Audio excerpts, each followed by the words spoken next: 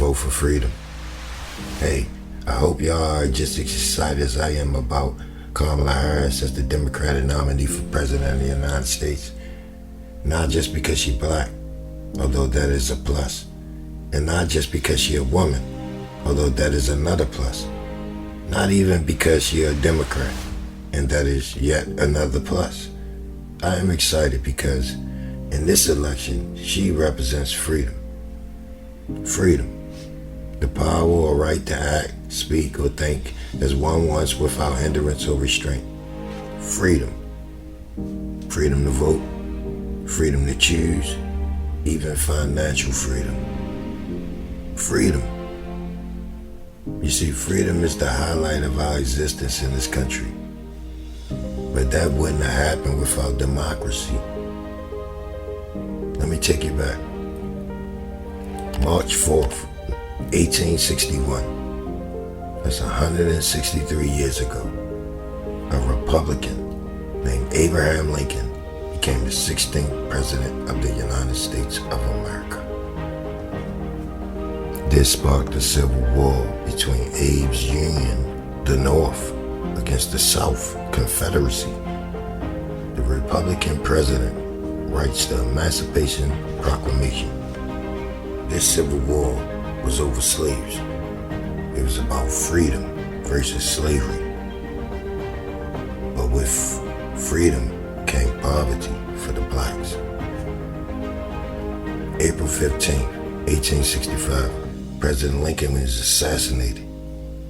That same year, the Union wins the war when General Lee surrendered his troops to General Ulysses. 100 years later, in 1961, the Democrats, JFK and LBJ, wins the presidency. John Fitzgerald Kennedy becomes the 35th President of the United States of America. President Kennedy worked with the Reverend Dr. Martin Luther King Jr. on the first ever civil rights bill. This bill deals with voting rights and discrimination. February 28, 1963, John Kennedy sends a special message to Congress concerning civil rights. He was assassinated later that year in Texas. Lyndon Johnson assumes the presidency. The next year, he signs into law the Civil Rights Bill of 1964. The backlash was so great, he withdrew his bid for re-election. 45 years later, in 2009, America elects its first black president, arguably one of the greatest moments in American history. The Democrat, Barack Obama, wins with Senator Joe Biden as his running mate, becoming the 44th President of the United States of America. Together, they put in place the ACA, Affordable Care Act, Obamacare, despite the enmity and opposition from the Republican Congress. Then, Trump, the 45th President of the United States, Donald J. Trump. He came saying, "Make America great again," as if America somehow fell from greatness. First I thought, oh, he's saying that because we elected a black man as president.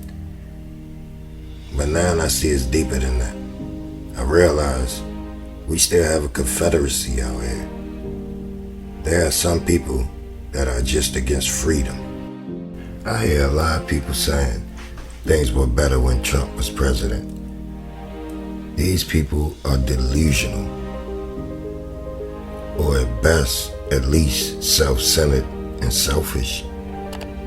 Only care about themselves because they was doing good. Let me remind you what it was like when Donald Trump was president. COVID-19. Over 1 million people died from the coronavirus. The worst outbreak in American history. It should have never happened. It only got this bad because of his incompetence. Think about it. the whole economy was shut down. When have you ever seen that? Businesses had to close down. People lost their jobs. Record unemployment levels. It's hardly better than now. On top of that, he's arrogant and ignorant, a racist and a sexist, disrespectful to women, against women's rights, declare war on choice, even your voting rights. He want to take us back to the 60s. And what we gonna tell him? Hell no, we won't go. Hell no, we won't go. We won't go. We won't go. He is a sore loser. He'd rather burn the country down than give up power. He encouraged the insurrection. Turned on his own vice president and called it patriotism. He tried to start a civil war like 160 years ago. He want to take us back. What we gonna tell him? Hell no, we won't go. Hell no, we won't go. We won't go. We won't go. We won't go. So in 2020, we fired Trump and we hired Joe Biden. Thank God for President Joe Biden. Joe Biden, who was vice president of the 44th president, Barack Obama. He became president of the U.S. in 2020, making history twice, selecting the first black woman vice president of the United States of America. Then the third time, choosing the first black woman Supreme Court justice. He got the country back on track. The economy strong and thriving. Unemployment at a record lows. Even border crossings are at a 50-year low. Along with violent crimes across America. Go check the stats.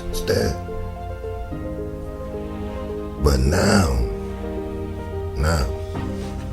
for justice, time is this. That's the 414 for you Christians out there. President Biden, the complete opposite of 45, who refused to give up power after being defeated, gives up power for unity and love of the country, making history the fourth time endorsing the vice president, his vice president, as the Democratic nominee for president. Therefore, if elected, Kamala Harris will be the first black woman president of the United States of America, the daughter of a Jamaican father and an Indian mother who immigrated to the U.S. during the Civil Rights Movement. How ironic.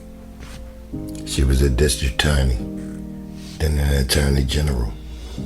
Finally, she was elected to the U.S. Senate in 2017 as only the second black woman, but the first South Asian American elected to that office. She made a name for herself during the Trump impeachment trials. In the last 4 years as vice president. Now that's moving forward. That's America. They want us to go back. And we tell them, hell no, we won't go. Hell no, we won't go. We won't go. It's been 60 years since the Civil Rights Bill. Ain't no turning back now. We've come too far. You gotta vote. Kamala Harris represents a reasonable path forward, the future of democracy. She represents unity and freedom, both of which we need, and the other side, the Republican side, don't want. Don't just vote for Harris, vote Democrat up and down the ticket. Vote for her friends also. Then we can get some things done for the American people. That's what it's about. Freedom. Yeah. I'm with her. Because I know that a vote for Kamala is a vote for freedom. Vote for freedom.